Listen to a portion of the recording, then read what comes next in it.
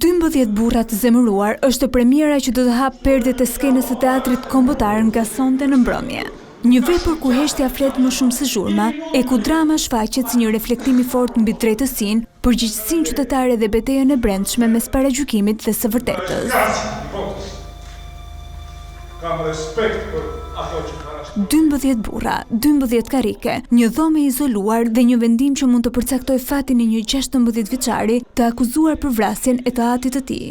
Ajo që në fillim duket si një votë e qartë për dënim, shndërrohet hap pas hapi në një duel të fortë moral e logjik, ku secili personazh nxjerr në pa konfliktet e veta të brendshme. Këtu nuk luftohet për të gjetur është apo s'është fajtor një fëmijë. Kështë ky problemi kryesor. Të gjejmë një kriminal, po të ishte kështu, do të ishte një dramë policore e thjeshtë edhe pa interes. Problemi është shumë më i rëndë edhe shumë më i nënvizuar, është t'i thresim arsyes njerëzore. Aktorët sjellin në skenë një larmi karakteresh komplekse me nuanca psikologjike të ndryshme. Karakteri që unë kam përsipër, domethënë i thot treshit atij rebelit, po themi të pandrejshëm që duam argumentet. Në këtë sens, domethënë vepra ka shumë mesazhe, domethënë nëpërsa i përket qasjes që ne duhet kemi ndaj njëri tjetrit. Secili nga ata ka një dramë, secili nga ata ka një gjë për të thënë. Dhe kjo e bën që vepra të jetë një vepër shumë e mirë edhe një histori që e mban publikun mbërthyer. Kjo shfaqje rikthe në skenë pas shumë vitesh edhe aktorin Niko Kanxheri. Isha i trembur si një fëmijë në fillim, sepse u bën vite që nuk kam luajtur në skenë.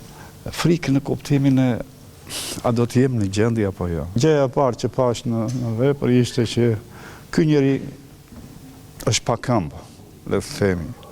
Mirë, po koka i funksionon mirë. Thash kjo duhet mbrojtur. E bazuar në dramën klasike të Reginald Rose, regjizori Albert Minga ka zgjedhur të ruajë strukturën origjinale të veprës, por duke i dhënë një frymë të re ku tingujt, ndriçimi dhe ritmi i heshtjes krijojnë një tension të padukshëm.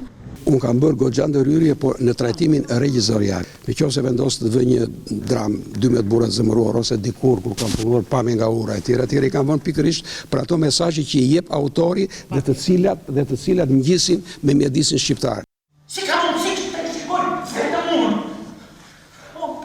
Me një reflektim të thellë dhe katarsis që do të përcillet tek secili spektator, ky shfaqje do të vijojë rrugëtimin në teatrin kombëtar deri më datë 27 prill.